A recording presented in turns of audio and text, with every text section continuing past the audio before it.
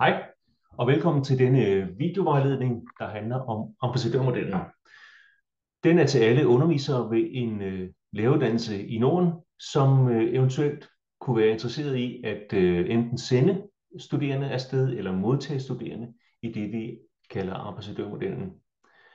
Jeg hedder Torben Mundbjerg, og jeg er projektleder og koordinator for Nordisk Netværk for Nabosprogsdidaktik herunder ambassadørmodellen. Og jeg vil fortælle jer om, hvordan I formidler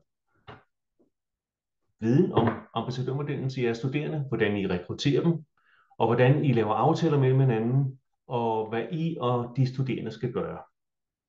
Og det vil jeg gennemgå nu, og jeg har lige et par slides, jeg vil vise jer med det.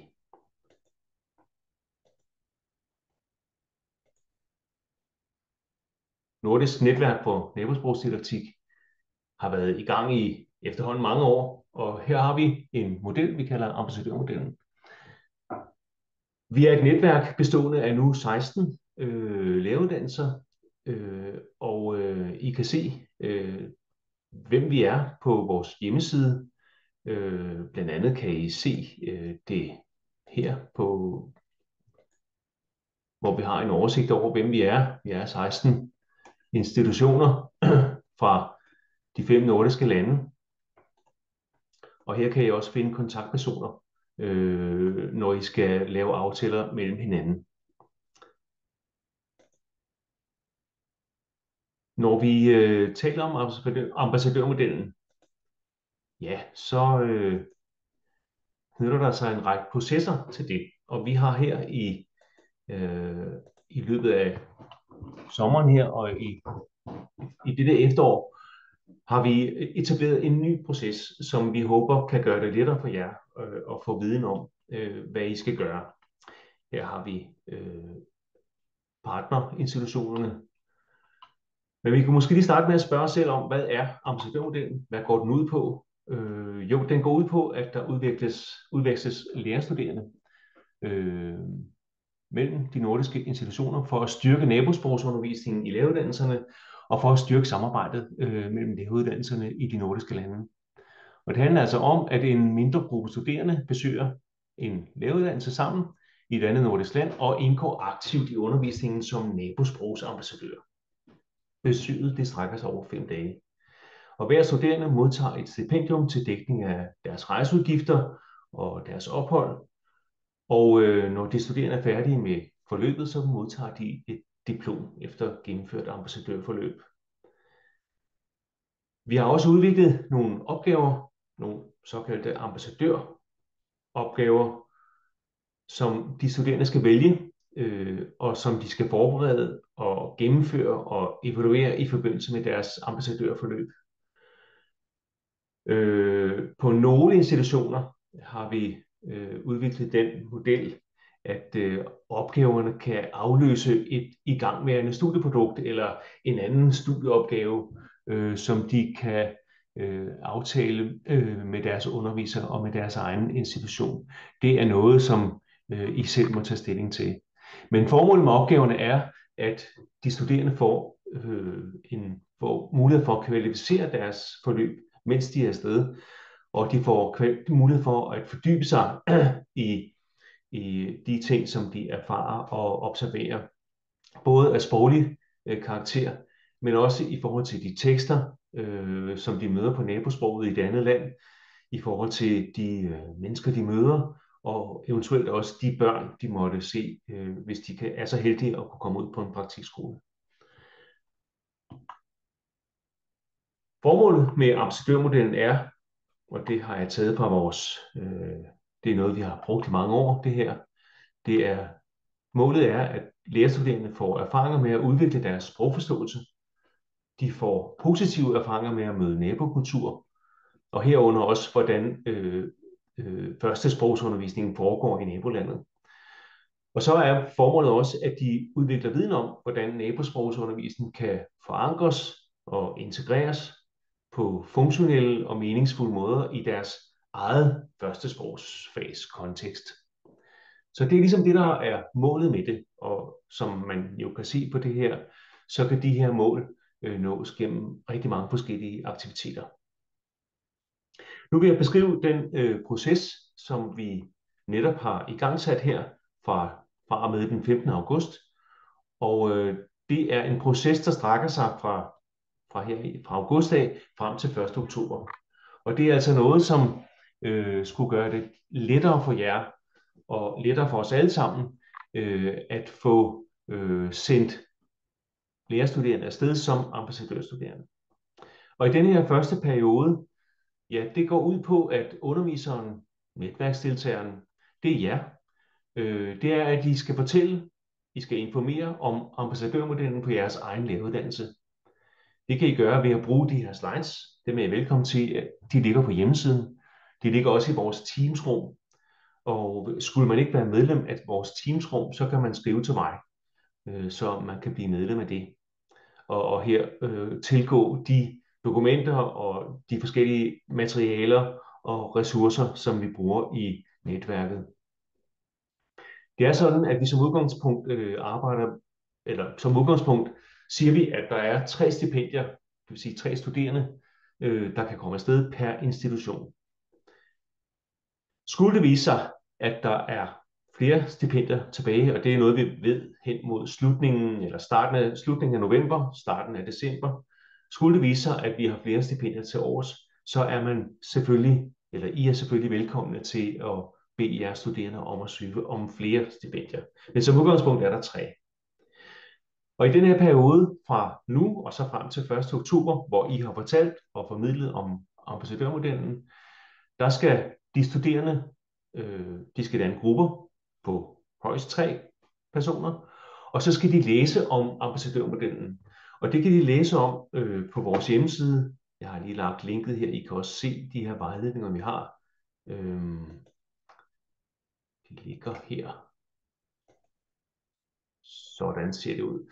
Vejledningerne til ambassadørstuderende. Her kan de studerende læse om, hvad ambassadørmodellen går ud på. De kan læse den på bogmål, på svensk eller på dansk. Og formålet med de her vejledninger er, at de studerende på et meget tidligt tidspunkt får viden om, at jeg går lige tilbage til mine slides, at de på et meget tidligt tidspunkt får viden om, at de skal gøre noget aktivt i deres ambassadørproces, både før de skal afsted, og mens de er afsted, og efter, det vil sige efter de er kommet hjem igen. I den her periode, der kan de så gå og tænke over, hvor de gerne vil hen. Hvilket andet nordisk land vil de besøge? Norge, Sverige, Danmark, Finland eller Island. Og der kan de jo, som jeg viste før, så kan de gå ind på hjemmesiden og se over partnerinstitutionerne. Og I kan sikkert også være behjælpelige med at fortælle dem, hvor de kan tage hen. Fordi mange af jer kender jo hinanden, eller også kender, og hvis man ikke kender nogen, så kan man jo altid finde nogen inde på hjemmesiden, eller skrive til mig, eller spørge nogle af sine kolleger om, hvor man kunne sende studerende hen. Når de så har fundet frem til, at hvor de vil hen, så skal de senest den 1. oktober, de må meget gerne gøre det før, men senest den 1. oktober skal de studerende fortælle jer, undervisere, de skal angive et ønske om, hvor de gerne vil besøge en anden nordisk læreruddannelse, og det skal de sige til jer. Og de må meget gerne, tror jeg, hjælpe jer med at angive en første og en anden prioritet. Hvis I ikke har talt om det i denne her periode frem til den 1. oktober, så skal I i hvert fald senest den 8. oktober, så skal I have aftalt med en kollega fra, altså jer som afsendere, I skal have aftalt med en kollega på en modtagerinstitution. Der skal I have talt med hinanden, og I skal have planlagt datoer for, hvornår ambassadørforløbet kan finde sted. Og det skal som sagt være 5 dage. Og det må gerne være både her i efteråret, men det må sandelig også gerne være i foråret 2025. Så når I har aftalt med hinanden, hvornår og hvem og hvilke studerende, der skal afsted, og hvornår det skal finde sted, ja, så skal I senest, det skal I meddele os senest den 9. oktober. Der skal I skrive til jer som afsendere, der skal I skrive til vores internationale afdeling på KP, på Københavns Professionshøjskole, på den mail, der hedder Jeg har sat den her LU International KPDK, og der skal I angive antal interesserede ambassadørstuderende og hvor de gerne vil hen. Så er der lige et par ugers behandlingstid, hvor vi kigger på det. Grunden til, at der går 14 dage, det er fordi, der lige er en efterårsferie i Danmark. Det er der vist nok også i Norge, og måske er der lidt flere aktivitet i det hele taget. Så når vi har behandlet det, så har vi senest den 25. sender vi besked til underviseren til jer, om hvor mange Nordplus stipendier jeres studerende kan få. Når I så har fået en mail fra LU International KPDK, så skal I senest den 1. november, der skal I, underviseren på afsenderinstitutionen, der skal I sende en fuldstændig liste med de ambassadørstuderendes fulde navne og deres mailadresser.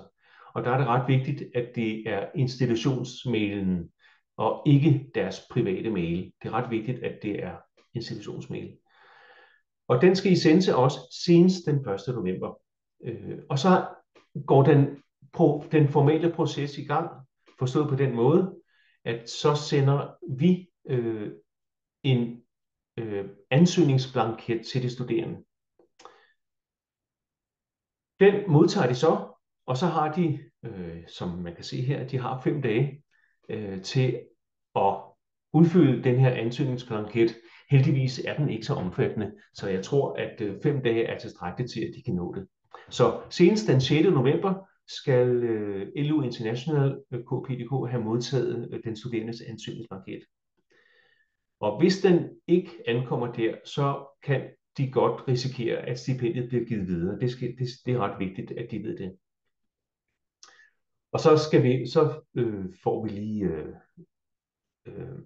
et par dage til at behandle det, deres ansøgningsblanketter, og så fra og med den 8. november, så kan stipendierne begynde at blive udbetalt til de ambassadørstuderende. Det vil sige, de penge, de får fra Nordplus til at dække rejseomkostninger og ophold. Hvis man har spørgsmål til den her proces, så er man naturligvis meget velkommen til at skrive til LU International KPDK. Man er også velkommen til at skrive til mig. Min mailadresse, den kan I se til sidst i de her slides. Det er noget, der foregår inden, altså det vil sige, inden de skal ud og rejse, og inden de skal besøge en anden læreruddannelse i et andet nordisk land. Og der er nogle formelle procedurer, som I kan se, men der er også nogle indholdsmæssige procedurer, som de studerende med fordel kan begynde at kigge på. Og det er blandt andet, at de skal planlægge, hvad de gerne vil have ud af deres ambassadørforløb, hvad de vil foretage sig, mens de er i det andet nordiske land, og hvordan de i det hele taget vil undersøge nabosproget, nabokulturen, og hvordan de vil blive klogere på, hvad førstesprogsundervisning går ud på i det andet land. Og som sagt, kan de læse meget mere om det i vejledningen, og de kan selvfølgelig også tale med jer om, hvad det faglige indhold kunne være. Når de er afsted på et ambassadørforløb, så forventes det, at de er aktive. Og det er blandt andet, at de performer og præsenterer. Det kan være at præsentere sig selv. Det kan være, at de præsenterer noget fra deres førstesprogsfag, noget børnelitteratur, eller noget sprogligt, eller nogle erfaringer, som de har haft i deres praktik, eller noget, de er optaget af i det at uddanne sig til at blive førstesprogsundervisere. Så skal de arbejde med ambassadøropgaverne, som de så kan finde, og dem har jeg vist ikke vist, det kan jeg lige vise her. De ligger på hjemmesiden, og de er her lige pt. Er der 7 opgaver. Vi har ikke fået dem oversat alle sammen på de 3 skandinaviske sprog, men det arbejder vi på. Men der er nogle spændende opgaver her på dansk og på norsk og på svensk, hvor de kan se, hvad de kan vælge, eller hvad de kan arbejde med som ambassadørstuderende. Det kan for eksempel være at indsamle brugstekster eller fiktionstekster eller fagtekster på nabosproget, når de er på besøg. Det kan være, at de interviewer nogle elever på en grundskole, hvis de er så heldige at komme på besøg på en praktikskole. Det håber vi meget kan lade sig gøre. Det har vi mange gode erfaringer med. Og det kan i det hele taget være, at de kan arbejde med de erfaringer, de får med at møde nabolandets sprog, kultur. Og så er der også nogle opgaver, der handler om refleksioner, og der handler om, hvordan de kan bruge deres observationer til at tænke videre med, når de skal se på deres egen læreruddannelse som førstesprogsunderviser. Der er også nogle af opgaverne, der handler om, hvordan de kan tilrettelægge og gennemføre et virtuelt møde, et online møde mellem nordiske studerende eller mellem nordiske elever. Der er også nogle af opgaverne, der handler om, hvordan de kan planlægge og gennemføre nabosprogsundervisning i grundskolen eller på videregående uddannelse. Så når de er på besøg i nabolandet, så er der en række ting, som de kan og skal foretage sig, og det kan de få hjælp til ved at kigge på de opgaver. Når de studerende så vender hjem igen fra nabolandet, fra det nordiske naboland, ja, så handler det jo meget om, at de skal bearbejde og evaluere deres indtryk og oplevelser. Det handler meget om, at de skal reflektere over, hvad de har fået ud af det. De skal efterbearbejde og færdiggøre noget. Det kan være, at de har optaget nogle film.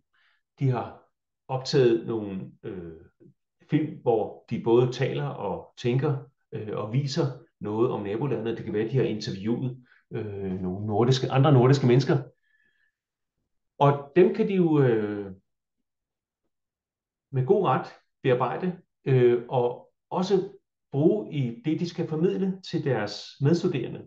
For pointen med ambassadørforløbene er også, at de studerende fortæller om deres oplevelser, om deres erfaringer til deres medstuderende, og viser dem for eksempel nogle film, eller nogle billeder, eller viser nogle tekster, som de har set og arbejdet med undervejs. Og så handler det jo også om, at de skal gøre det færdigt, fordi de skal jo også videre med andre ting i deres studieforløb. Og det er sådan, at de lige skal omkring deres undervisere og få godkendt deres ambassadørforløb. Og der har vi ikke helt bevidst ikke opsat nogle kriterier, eller bedømmelseskriterier, eller vurderingskriterier. Det er helt op til jer at godkende deres forløb. Og når I så har gjort det, og har set, at jeres studerende har arbejdet seriøst og aktivt med under deres ambassadørforløb, så skal I skrive til LU International KPI.dk og sige, at ja, vores studerende har arbejdet og har fået en masse ting ud af deres ambassadørforløb. Og når vi så har fået den mail, så kan vi sende et diplom tilbage, som vi sender til de studerende, som de kan bruge i deres CV, og som de kan bruge til at få sat et flot punktum for deres ambassadørforløb. Nu skulle jeg gerne have fortalt på en klar og enkel og forståelig måde om, hvad I kan gøre og hvad I skal gøre før, under og efter jeres studerende og deres ambassadørforløb. I kan læse meget mere om Nordisk Netværk for Nabosprogsdidaktik på vores hjemmeside. Jeg klikker på linket her. Og her kan I også finde nogle af de dokumenter, som jeg har omtalt. Her finder I LU International KPI.dk's mailadresse, og her er min mailadresse. Og som sagt er I meget velkomne til at skrive til os, hvis I har spørgsmål eller har kommentarer af den ene eller anden art. Vi vil meget gerne høre fra jer om, hvad der er hensigtsmæssigt, eller hvad der eventuelt kunne gøres anderledes og bedre. Men jeg ønsker jer rigtig god fornøjelse i den kommende tid med at fortælle om ambassadørmodellen, og fortælle om, hvor spændende det er at få mulighed for at rejse ud som nordisk ambassadørstuderende. Jeg skal hilse at sige fra de mange ambassadørstuderende, som vi har sendt ud, at de har været utrolig glade for det. Og det er altså virkelig de får virkelig nogle erfaringer og nogle oplevelser, som de måske aldrig glemmer. Så god fornøjelse med det hele, og så ses vi jo nok i forskellige sammenhænge. Hej fra mig.